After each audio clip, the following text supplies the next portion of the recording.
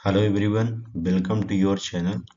Today we will be discuss about female reproductive system. Previous lecture में हमने male reproductive system के बारे में होल जानकारी लिया था और पूरा डिटेल्स को पढ़ा था. क्लियर. आज जो इसके रिगार्डिंग में सेकंड सिस्टम लेकर के प्रेजेंट हुआ हूँ, that is female reproductive system. ठीक है. फीमेल रिप्रोडक्टिव सिस्टम जो होता है, एक तरह कह सकती हैं कि काफी कॉम्प्लेक्स सिस्टम होता है रिगार्डिंग टू द फीमेल. ठीक है. और इसमें से बहुत सारे कंपटीशन में क्वेश्चन जनरेट होते हैं, एक एक पॉइंट से क्वेश्चन जनरेट होती हैं, तो आप ऑलवेज अपने माइंड में हर एक पॉइंट को जो है बना करके रखिए. ठीक है ना. देखिए, एक चीज आपको क्लियर करें कि जब भी आप पढ़ाई करिए तो हर चीज को अपने माइंड में रखने की कोशिश किया करिए, क्योंकि देखिए अगर नोट्स आप तैयार कर रहे हैं तो वो अच्छी बात है, वो तो रिवीजन के काम आती है, लेकिन नोट्स धरी की धरी रह जाती है. आपके माइंड में चीजें रखने की कोशिश करिए, क्योंकि माइंड में नोट्स बनाया करिए आप पे. ठीक है. तो चलिए स्टार्ट करते हैं हम यहाँ पर फीमेल रिप्रोडक्टिव सिस्टम के बारे में. क्लियर. तो पहले यहाँ पर थोड़ी सी हम इसका इंट्रोडक्शन जानेंगे, देन इसके बाद हम फर्दर आगे की ओर माइग्रेट करेंगे. क्लियर. तो यहाँ पर देखिए, आप पहले इस स्ट्रक्चर को थोड़ी सी समझ लेते हैं. ये पूरा जो होता है फीमेल रिप्रोडक्टिव का इंटरनल स्ट्रक्चर होता है. ठीक है. यहाँ पर देखेंगे ये बाहर की ओर एक तरह का है, ये पूरा पोर्शन जो होता है वेजाइना का होता है. ठीक ना. और वेजाइना से लगा हुआ जो होता है यहाँ पर सर्विक्स होता है. ठीक है. और सर्विक्स से लगा हुआ ये पूरा पार्ट जो होता है यूट्रस होता है, जहाँ पर बेबी जो होता है इम्प्लांट होता है. ठीक है. और यहाँ से लगा हुआ ये पूरा जो होता है फैलोपियन ट्यूब होती है, टू फैलोपियन ट्यूब्स होती है, राइट और लेफ्ट, और दो ओवरीज होती है. ठीक ना. और ओवरीज जो होता है प्राइमरी आर्गन होता है इसका. ठीक है. तो टू ओवरीज होती है, प्रेजेंट होती है फीमेल्स में. तो वही पॉइंट यहाँ पर लिखा है कि जो फीमेल रिप्रोडक्टिव सिस्टम, इसमें प्राइमरी और असेसरी दो ऑर्गन्स से मिलकर के ये बना होता है. ठीक ना. और इस ऑर्गन को यहाँ पर हम गोनाड्स ऑर्गन भी कहते हैं. ठीक है. प्राइमरी रिप्रोडक्टिव ऑर्गन में देखा जाए तो फीमेल में प्राइमरी रिप्रोडक्टिव ऑर्गन में वन पेयर ओवरीज होती है. ठीक ना. क्या होती है? वन पेयर में ओवरीज होती है, जो कि ओवम और फीमेल सेक्स हार्मोन्स का सिक्रेशन करने में हेल्प करती है. मतलब यहाँ से जो होता है एग बनता है. ठीक ना. और एग के साथ साथ में जो फीमेल सेक्स हार्मोन्स होते हैं वो भी फॉर्मेशन होते हैं यहाँ से और सिक्रेट आउट होते हैं. लाइक जैसे यहाँ पर एस्ट्रोजन प्रोजेस्टेरॉन, ये दोनों जो होते हैं फीमेल सेक्स ऑर्गन होती हैं. ठीक है. असेसरी, अगर यहाँ पर हम बात करेंगे असेसरी रिप्रोडक्टिव ऑर्गन का, तो यहाँ पर दो ऑर्गन होते हैं, एक जेनाइटल डक्ट होता है और सेकंड होता है एक्सटर्नल जेनाइटल ऑर्गन. ठीक है ना. तो जो जेनाइटल डक्ट जो इंटरनली डक्ट होते हैं, जिसमें से फैलोपियन ट्यूब आती है, ये जो अभी एक्सप्लेन किया हमने, ये फैलोपियन ट्यूब है. ठीक है. साथ में यूट्रस भी होता है, सर्विक्स भी होता है और वेजाइना भी होता है. ये तीनों ऑर्गन यहाँ पर एक दूसरे से कनेक्ट होते हैं. क्लियर. एक्सटर्नल जेनाइटेलिया की अगर बात करेंगे तो इसमें मेनली तीन ऑर्गन्स पाए जाते हैं, लेबिया मेजोरा होता है और लेबिया माइनोरा, और साथ में क्लाइटोरिस होती है. ये तीनों स्ट्रक्चर प्रेजेंट होते हैं कहाँ पर? Accessory reproductive organ of the female reproduction. ठीक है. अब इतना आप इसके बारे में समझ गए, आगे पॉइंट समझिएगा. सबसे पहले हम जिस ऑर्गन के बारे में बात करेंगे दैट इज ओवरीज. ठीक ना. ओवरीज के बारे में पढ़ेंगे, एक एक ऑर्गन सभी को एक्सप्लेन करेंगे. ओवरीज जो होता है फीमेल में प्राइमरी रिप्रोडक्टिव ऑर्गन या कि गोनाड्स होता है. ठीक है ना. ये शब्द हमने प्रीवियस लेक्चर में जब मेल रिप्रोडक्टिव सिस्टम पढ़ाए थे उसमें भी जिक्र किए थे कि गोनाड्स ऐसा ऑर्गन, ऐसा शब्द बोलती हैं जहां से किसी न किसी चीज का क्या हो रहा है, फॉर्मेशन हो रहा है कि बन रहा है. ठीक है.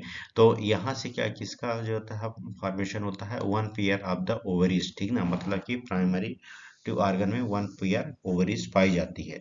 और ओवरीज के मुख्य रूप से देखा जाए तो दो फंक्शन होती हैं. एक तो कह सकते हैं यहाँ पर गैमेटोजेनिक फंक्शन होता है. ठीक है. और सेकंड यहाँ पर इंडोक्राइन फंक्शन होता है. तो गैमेटोजेनिक जो फंक्शन होता है तो मतलब कि oogenesis होता है. oogenesis का मतलब यहाँ पर ये है कि कहीं ना कहीं क्या हो रहा है, एक से या कि ओवा का है फॉर्मेशन हो रहा है. ठीक ना. उसको बोला जाता है oogenesis.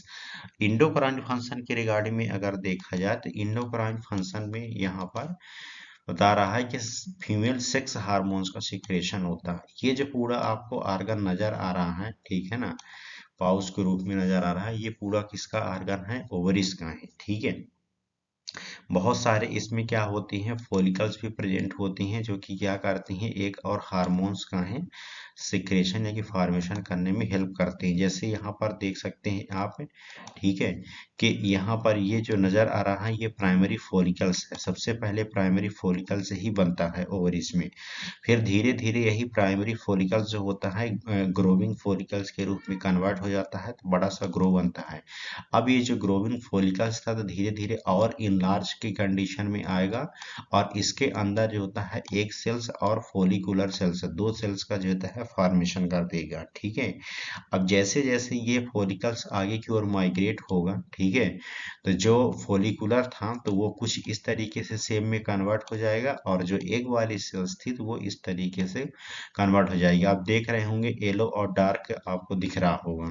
ठीक है, अब जो फॉलिकुलर सेल्स था तो ये इस तरीके से इनलार्ज हो करके और मैच्योर जो होता है फॉलिकल्स में कन्वर्ट हो जाएगी। अब जैसे ये मैच्योर फॉलिकल्स में कन्वर्ट होगी तो इसके अंदर क्या हो जाएगा, सेल्स जो होता है इंगल्फ हो जाएगा। ठीक है, अब जैसे इसके अंदर सेल्स इंगल्फ होगा तो फिर सेल्स का भी एक सेल्स का भी क्या हो रहा है, यहाँ पर इंगल्फ जैसे हुआ एक सेल्स है तो एक सेल्स फिर धीरे धीरे इनलार्ज होगा, और जैसे ये इनलार्ज होगा, ठीक है, तो ये एक तरीके से जो होता है ब्लास्ट होगा, मतलब कि फूट करके बाहर निकलेगा। ठीक है, अब यहाँ पर जो ये फॉलिकुलर से सेल्स थी, ठीक है, जो फॉलिकुलर इसके चारों तरफ प्रेजेंट था फ्लूइड के रूप में, तो ये जो सेल्स होती है ये एक को प्रोटेक्शन देने का काम करती है। कभी कभार क्वेश्चन पूछ देता है कि जो फॉलिकुलर सेल्स होती है वो एक सेल्स को क्या प्रोवाइड करती है, दैट इज प्रोटेक्शन प्रोवाइड करने का काम करती है। ठीक ना, इसलिए इसको जो होता है प्रोटेक्टिव सेल्स भी कहते हैं फॉलिकुलर सेल्स को।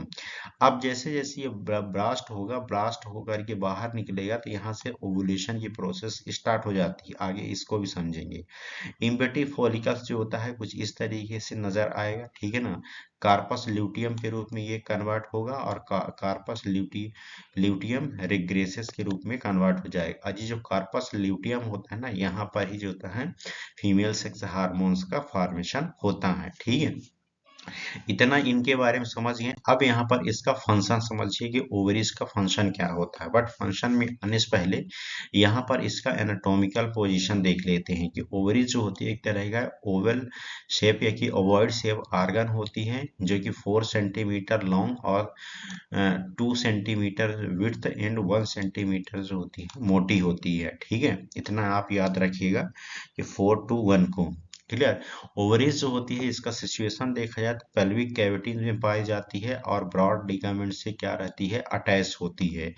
टू पार्ट्स में होती है, एक होता है मेडुला, ठीक है, और सेकंड होता है कॉर्टेक्स है।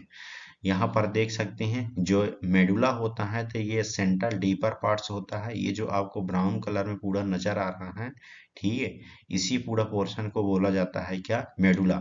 और मेडुला के अंदर ही न्यूरोमस्कुलर स्ट्रक्चर पाया जाता है। न्यूरो का मतलब कि नर्व सेल्स, और मस्कुलर का मतलब कि बहुत सारी ब्लड की सप्लाई। ठीक है, और ये जो आपको बाहर वाली लेयर नजर आ रही है ये इपिथेलियम की लेयर होती है, और इपिथेलियम में क्यूबॉइडल इपिथेलियम प्रेजेंट होता है। ठीक है, ये जो येलो वाला पार्ट्स आपको नजर आ रहा है ये होता है कॉर्टेक्स, जो कि ओवेरियन फॉलिकल्स को कंटेन करके रखता है। वही पॉइंट यहाँ पर लिखा है कि इस पार्ट्स में जो होता है कनेक्टिव टिश्यू पाया जाता है, साथ में वेसल्स होती है, ब्लड वेसल्स, लिम्फेटिक ब्लड और नर्व फाइबर की सप्लाई होती है, साथ में स्मूथ मसल्स फाइबर भी पाई जाती हैं। कॉर्टेक्स की अगर बात करेंगे तो ये आउटर ब्रॉड पार्ट होता है, जो कि कॉम्प्लेक्स सेलुलर के रूप में रहता है, मतलब इसके अंदर सेल्स बहुत सारी प्रेजेंट होती है। इतना आप इसके बारे में समझ के रखिए।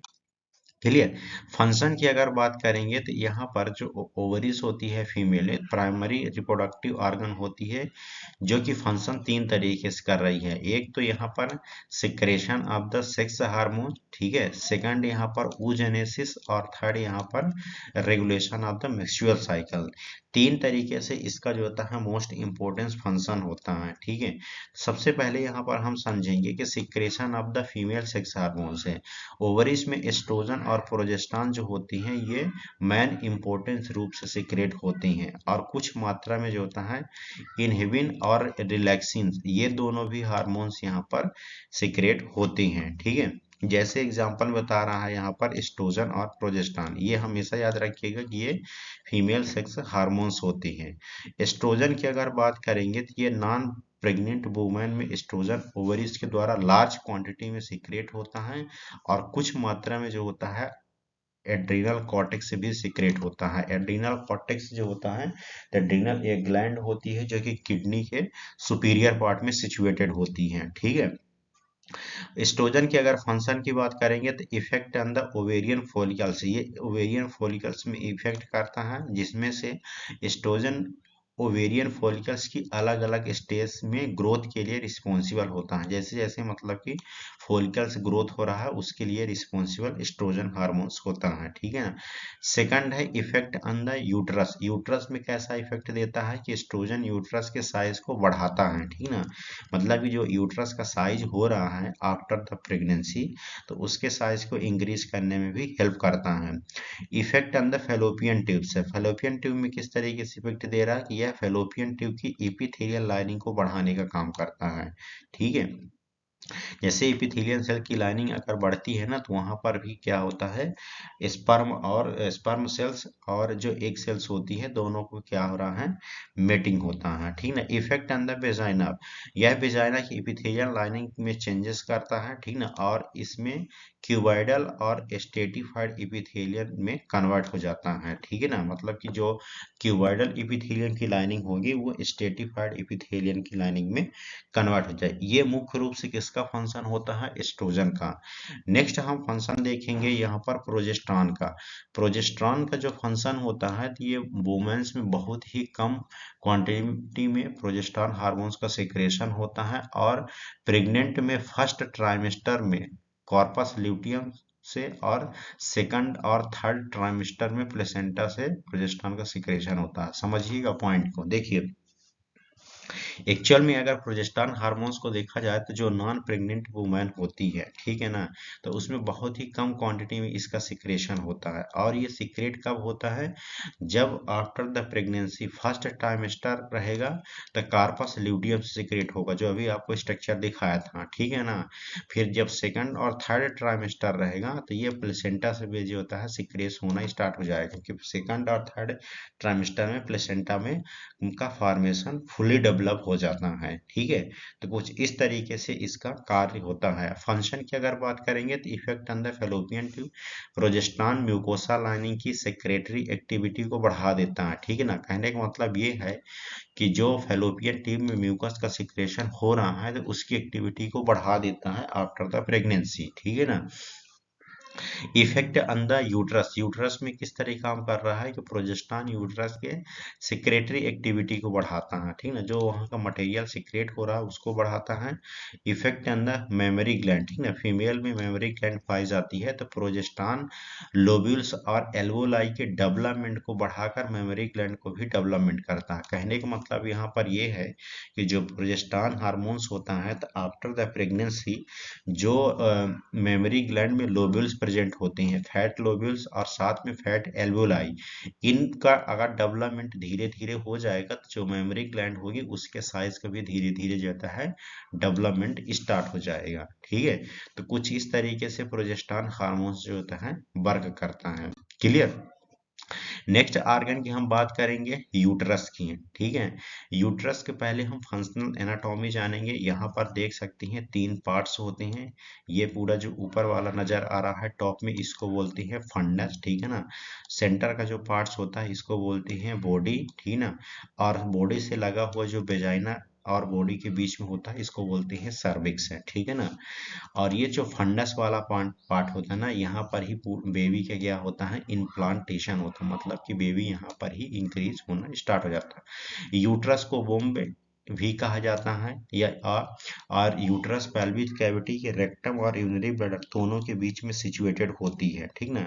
यूट्रस कह सकते हैं एक तरह का होलो मस्कुलर आर्गन होता है। कैसा होता है, होलो रहता है, मतलब पूरा खोखला रहता है और मस्कुलर आर्गन होता है। यूट्रस की वॉल जो होती है थिक होती है, हमेशा याद रखिएगा, ठीक ना। इतनी काफी मोटी होती है यूट्रस की वॉल जो होती है, लगभग कह सकती हैं हैं कि आफ्टर द प्रेगनेंसी, मतलब प्रेगनेंसी से पहले ये 7 सेंटीमीटर होती हैं, ठीक है ना। और प्रेगनेंसी के बाद फिर ये और थिकनेस में नजर आती है। और यूट्रस जो नॉन प्रेग्नेंट यूट्रस का शेप फ्री फॉर्म में होता है। इसको शब्द याद रखिएगा, कभी कभार पूछ देता है, ठीक ना, कि नॉन प्रेग्नेंट वुमेन में यूट्रस का शेप कैसा होता है, फ्री फॉर्म में होता है, जो अंटेरियर पोस्टेरियरली फ्लैट के रूप में होता है, ठीक ना, मतलब आगे और पीछे दोनों फ्लैट के रूप में नजर आएगा, ठीक है। बिफोर प्रेगनेंसी से पहले यूट्रस की जो लंबाई होगी 7 सेंटीमीटर होगी, चौड़ाई इसकी 5 सेंटीमीटर और थिकनेस कह सकते हैं कि इसकी 2.5 सेंटीमीटर होती है। ये बिफोर प्रेगनेंसी की बात कर रहा है, ठीक है ना। 3 पार्ट्स में सिचुएटेड होता है, इतना आप इसका एनाटॉमिकल पोजीशन जान के रखिए। क्लियर।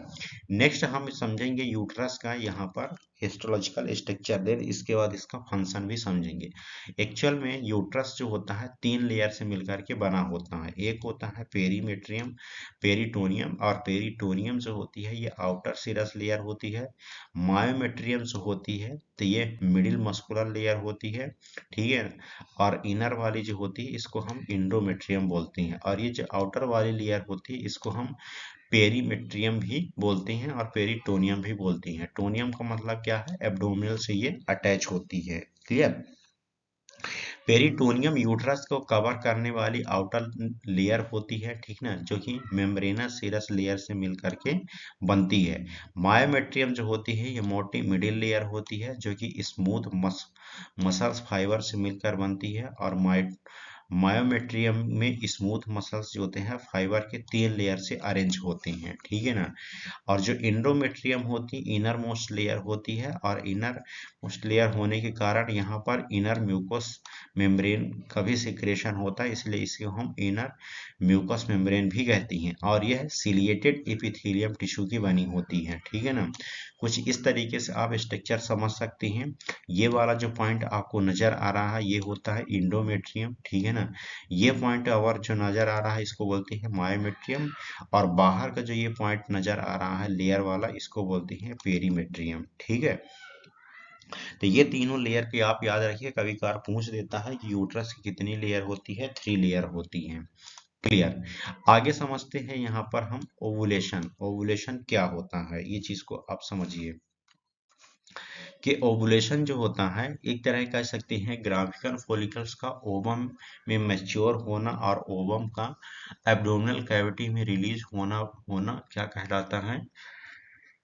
कहलाता है, ये ओवुलेशन कहलाता है, ठीक है ना। और ये 28 डेज के नॉर्मल साइकिल में 14 डेज पर ओवुलेशन होता है। मतलब कि जो 28 दिन की साइकिल चलती है, तो जिसमें से 14 दिन क्या होता है, ओवुलेशन की ही पूरी प्रोसेस चलती है, और 14 दिन रिमेनिंग प्रोसेस होती है। इसको हम 28 दिन तब काउंट करके आपको एक्सप्लेन करेंगे जब हम मेंस्ट्रुअल साइकिल पढ़ाएंगे उस दौरान में, ठीक है ना।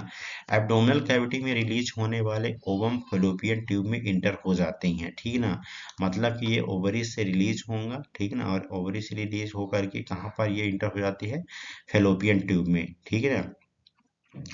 कुछ इस तरीके से आपको जो है इसकी 4 स्टेज नजर आएगी। यहाँ पर आप देख सकते हैं ये जो होता है ओवुलेटरी फेज होता है। ओवुलेटरी मतलब कि ओवुलेशन का फेज होता है। तो यहाँ से ये ओवम रिलीज हुआ और ये फैलोपियन ट्यूब में इस तरीके से ये इंटर कर रहा है। स्टेज की बात करेंगे तो ओवुलेशन की कोई की प्रोसेस डिफरेंट स्टेज में कंप्लीट होती है, ठीक ना। ग्राफियन फॉलिकल ओवरीज के कॉर्टेक्स और को मूव करने में हेल्प करता है, और इसमें ब्लड वेसल्स ग्राफियन फॉलिकल्स की वॉल इंटर करती है, ठीक ना।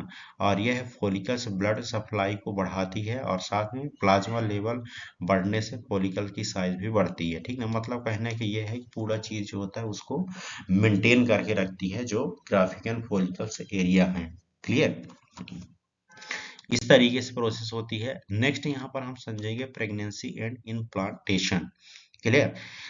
प्रेगनेंसी इम्प्लांटेशन का मतलब क्या है कि जो ओवुलेशन अभी हुआ, ठीक ना, ओवम अगर बाहर रिलीज हुआ तो प्रेगनेंसी ओवुलेशन के बाद ओवम एब्डोमिनल कैविटी में जैसे ये रिलीज होता है, तब एब्डोमिनल कैविटी में ओवम जो होता है फैलोपियन ट्यूब के ओवेरियन एंड में इंटर करता है, ठीक ना। और ओवुलेशन के समय सेक्सुअल इंटरकोर्स अगर होता है तो स्पर्म, ठीक ना, और साथ में ओवम मतलब एग, दोनों का फ्यूजन हो जाएगा, और फ्यूजन जैसे ही होगा तो ये प्रेगनेंसी स्टार्ट हो जाएगी। कहने का मतलब ये है कि अगर ये ओवुलेशन की प्रोसेस हुई, ओवा या कि एग रिलीज हुआ, ठीक है ना, और अगर यहाँ पर सेक्सुअल इंटरकोर्स नहीं हुआ तो फिर ये एग जो होता है कुछ दिन बाद वहाँ पर सरवाइव करेगा।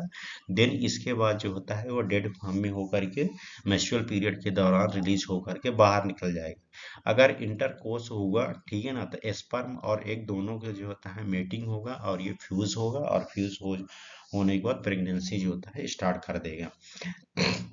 इम्प्लांटेशन की अगर बात करेंगे, अभी हम इसको इमेज के थ्रू भी समझेंगे, क्लियर। इम्प्लांटेशन की अगर बात करेंगे यहाँ पर, तो इजैकुलेशन के समय लगभग 200 से लेकर के 300 मिलियन स्पर्म क्या हो जाती हैं, रिलीज हो जाती हैं। मतलब कि जब मेल जो होता है इजैकुलेशन के प्रोसेस कर रहा है तो वहां से 200 से लेकर के 300 मिलियन स्पर्म रिलीज होंगे वेजाइना में, ठीक ना, जिसमें से लगभग 10,000 स्पर्म यूट्रस की बॉडी तक पहुंचते हैं, और एक स्पर्म ओवम को जो होता है फर्टिलाइज करता है। कहने का मतलब यहाँ पर ये है कि जैसे आप देखते हैं कि अगर एक वैकेंसी निकली है, ठीक है ना, यहाँ से समझिएगा कि एक वैकेंसी निकली है और उसमें जो होता है 10 लोग फॉर्म अप्लाई कर दिए, तो 10 लोग रेस लगाएंगे, लेकिन वो मिलेगा सिर्फ एक पर्सन को ही। तो वहां पर यही चीज बता रहा है, क्योंकि वहां पर एक वेकेंट ही खाली है और एक पर्सन ही चाहिए। तो यहाँ पर भी वही सिचुएशन होती है, जैसे एक जो होता है तो एक एक भी रिलीज होता है और दो भी रिलीज होता है। तो अगर एक जो होता है वन रिलीज हुआ है, एक दो रिलीज होगा, लेकिन काम सिर्फ एक ही के साथ होता है। तो स्पर्म के साथ भी वही सिचुएशन अप्लाई होती है कि चाहे 10,000 वहां पर स्पर्म जाए, चाहे वहां पर कह सकती हैं कि 200 से 300 मिलियन स्पर्म जाए, लेकिन ओवा जो होता है सिर्फ एक ही होता है, और एक ही जो होता है स्पर्म जाकर के वहां पर पहुंचता है और उसके साथ जो होता है फर्टिलाइज करता है। और यह लगभग जो होता है, ये पॉइंट याद रखिएगा, लगभग 30 से लेकर के 40 मिनट में स्पर्म जो होता है यूट्रस से फैलोपियन ट्यूब के ओवेरियन एंड तक पहुंचता है, ठीक ना। कहने का मतलब ये है कि यूट्रस में स्पर्म और ओवा दोनों का क्या हुआ, फर्टिलाइजेशन हुआ, ठीक ना। और ये धीरे धीरे माइग्रेट होकर फेलोपियन ट्यूब में पहुंचेगा। फेलोपियन ट्यूब के जो होता है इंड वाला पार्ट, मतलब ओवेरियन के इंड जो पार्ट होता है वहां तक जो होता है ये पहुंच जाएगा, ठीक ना। स्पर्म मूवमेंट में यूट्रस की मायोमेट्रियम का कंट्रक्शन का हेल्प करता है, ठीक है। जो मायोमेट्रियम होती है तो ये मूवमेंट का हेल्प करती है यूट्रस के, और कंट्रक्शन का हेल्प कर रही हैं। स्पर्म और ओवम के फ्यूजन होने से, ठीक ना, जाइगोट्स का फॉर्मेशन होता है। जैसे ये दोनों का फ्यूजन होगा, जाइगोट्स का फॉर्मेशन होगा, जो कि 3 से 4 दिन फैलोपियन ट्यूब के यूटेराइन एंड पर फ्रीली रहता है। मतलब कि 2 से 3 दिन तक फैलोपियन ट्यूब पे जो यूटेराइन वाला एंड होता है, यूटेराइन को ही हम फैलोपियन ट्यूब कहते हैं, ठीक ना। तो ये फ्रीली वहां पर प्रेजेंट होता है। इसके बाद जाइगोट यूटेराइन कैविटी में पहुंचता है और 2 से 3 दिन यूटेराइन कैविटी में फ्रीली रहता है, ठीक है। पहले तो इंड वाले पार्ट्स में रहेगा, देन कैविटी वाले पार्ट्स में रहेगा। उसके बाद इंडोमेट्रियम पर इम्प्लांट होता है, अर्थात फर्टिलाइजेशन के 1 हफ्ते बाद जो होता है इम्प्लांटेशन होता है, ठीक ना। मतलब कि कुछ इस तरीके से स्ट्रक्चर से आप समझिए, तब आपको अच्छे तरीके से समझ में क्लियर आएगा। देखिए ये ओवरीज होती है, ठीक ना, ये पूरी जो हम रेड कलर का देख रहे हैं ये ओवरीज है। अब ये ओवरीज से क्या हो रहा है, एक का है जो होता है बाहर निकल रहा है, ठीक ना, ब्लास्ट होकर के निकल रहा है, मतलब यहाँ से ओवुलेशन की प्रोसेस स्टार्ट हो जाएगी, ठीक ना। ओवुलेशन और फर्टिलाइजेशन दोनों एक्सप्लेन कर रहे हैं।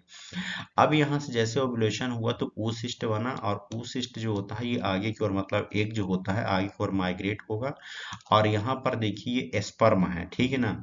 अब ये स्पर्म यहाँ पर हुआ क्या है कि इसके साथ मिल गया है, ठीक है ना। अब जैसे ही स्पर्म इसके साथ मिलेगा एक के साथ, ये फर्टिलाइज एक जो होता है तो ये जाइगोट बन जाएगा, और जाइगोट के बाद जो होता है एक दिन फर्स्ट डे में ही क्या हो जाएगी, ये फर्स्ट क्लीवेज का फॉर्मेशन करेगा।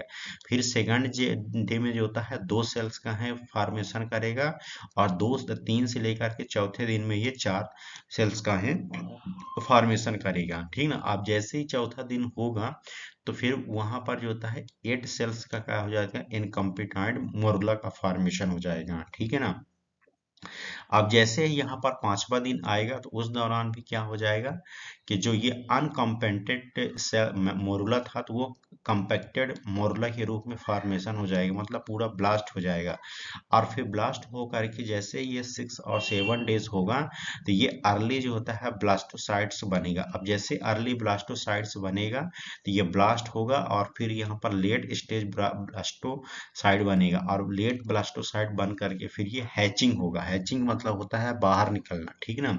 और लगभग 8 से लेकर के 9 दिन में क्या हो जाएगा, ये इम्प्लांटेशन हो जाएगा यूट्रस के पास जा करके। तो आप देख सकते हैं यहाँ से ये फैलोपियन ट्यूब से स्टार्ट हुआ, पहले स्पर्म गया यहाँ पर और ये जो होता है यूट्रस के पास यहाँ पर जो होता है ये फंडस वाला पूरा एरिया होता है।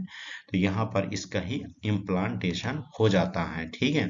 तो कुछ इस तरीके से ये क्या हो रहा है, यहाँ पर कार्य कर रहा है अपना, ठीक है। इम्प्लांटेशन बेबी कैसे हो रहा। नेक्स्ट हम यहाँ पर समझेंगे प्लेसेंटा के बारे में, ठीक है ना, क्योंकि प्लेसेंटा आर्गन भी एक तरीके से है तो इसको भी समझ लेते हैं। प्लेसेंटा एक मेम्ब्रेनस आर्गन होता है, ठीक है ना, जिसका विकास प्रेगनेंसी के दौरान यूटेराइन कैविटी में होता है। चाइल्ड बर्थ के बाद जो होता है प्लेसेंटा इम्पल्सन हो जाता है। इम्पल्सन का मतलब होता है बाहर निकल जाता है, ठीक है, इसको बाहर निकाल दिया जाता है। यह मदर और फीटस के बीच में एक लिंक काम करता है, ठीक है ना। प्लेसेंटा मदर और फीटस के बीच में फिजिकल फिजियोलॉजिकल दोनों टाइप्स का जो होता है कनेक्शन रखता है, ठीक ना, मतलब कि फिजिकली और फिजियोलॉजिकली दोनों टाइप्स का ये कनेक्शन प्रोवाइड करने का काम करता है mother to foetus. Placenta embryonic और मैटरनल दोनों टाइप्स के टिश्यू में डेवलपमेंट होता है, ठीक है ना। और यह नेवल के रूप में अटैच होता है। नेवल का मतलब क्या होता है, जो ये अम्नाइकल कॉर्ड होता है इसको बोला जाता है। क्लियर। आगे समझिए यहाँ पर फंक्शन क्या होता है प्लेसेंटा का। स्पेशली अगर देखा जाए तो 3 तरीके से इसका फंक्शन होता है। एक तो स्क्रेटरी फंक्शन होता है, ठीक है ना। सेकंड यहाँ पर रिस्पायरेटरी फंक्शन होता है। थर्ड यहाँ पर होता है इंडोक्राइन फंक्शन। तो स्क्रेटरी फंक्शन की अगर बात करेंगे तो एक्चुअल में होता क्या है कि जो मेटाबॉलिक इंड प्रोडक्ट और अदर जो प्रोडक्ट्स होते हैं तो प्लेसेंटा के द्वारा फिटस ब्लड से मदर के ब्लड में क्या हो जाते हैं, स्क्रीट आउट हो जाती हैं। और फिर ये मदर का ब्लड जो होता है फिल्टर होता है और फिल्टर होकर के बाहर की जो होता है स्क्रीट आउट कर देता है इंड प्रोडक्ट को। नेक्स्ट यहाँ पर फंक्शन होता है और ये रिस्पायरेटरी फंक्शन। रिस्पायरेटरी फंक्शन से क्वेश्चन जनरेट हुआ है कंपटीशन में, चीज ध्यान रखिएगा। एक्चुअल में जो फीटस होता है, ठीक ना, बेबी होता है तो उसका लंग्स जो होता है नॉन फंक्शनिंग होता है, ठीक ना, फीटस लाइफ में। इसलिए प्लेसेंटा फीटस के लिए रिस्पायरेटरी ऑर्गन का काम करता है, मतलब कि ये नॉन फंक्शनिंग होता है तो प्लेसेंटा के थ्रू उसको जो होता है ऑक्सीजन जाती है मदर से फीटस में, ठीक है ना। इंडोक्राइन फंक्शन की अगर बात करेंगे तो इंडोक्राइन फंक्शन में हार्मोन्स का सिक्रेशन होता है, जिसमें से ह्यूमन कोरियोनिक गोनाडोट्रोपिक हार्मोन जिसको हम बोलते हैं एससीजी, ठीक ना। इसका फॉर्मेशन कहाँ से हो रहा है, प्लेसेंटा से क्वेश्चन पूछता है, ठीक है ना। एस्ट्रोजन हार्मोन्स का भी प्लेसेंटा से हो रहा है, प्रोजेस्टेरॉन हार्मोन्स का भी हो रहा है, रिलैक्सिन हार्मोन्स का भी हो रहा है, ठीक है ना। तो ये चीज आप हमेशा याद रखिएगा कि कौन सा हार्मोन्स कहाँ कहाँ सीक्रेट हो रहे हैं, ठीक ना। कुछ ग्राफियन फॉलिकल से भी हो रहे हैं, कुछ प्लेसेंटा से भी हो रहे हैं, तो ये चीज आप याद रखिएगा। क्लियर।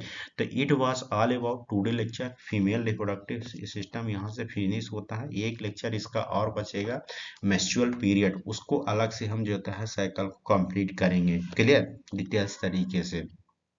तो आज के लिए इतना ही। वीडियो अगर आपको अच्छा लगे तो लाइक करिए, सब्सक्राइब करिए, ठीक ना, और अपने दोस्तों में भी शेयर करिए। क्लियर। तो चलिए मिलते हैं न्यू लेक्चर के साथ में, न्यू टॉपिक में, ठीक ना। Thank you so much.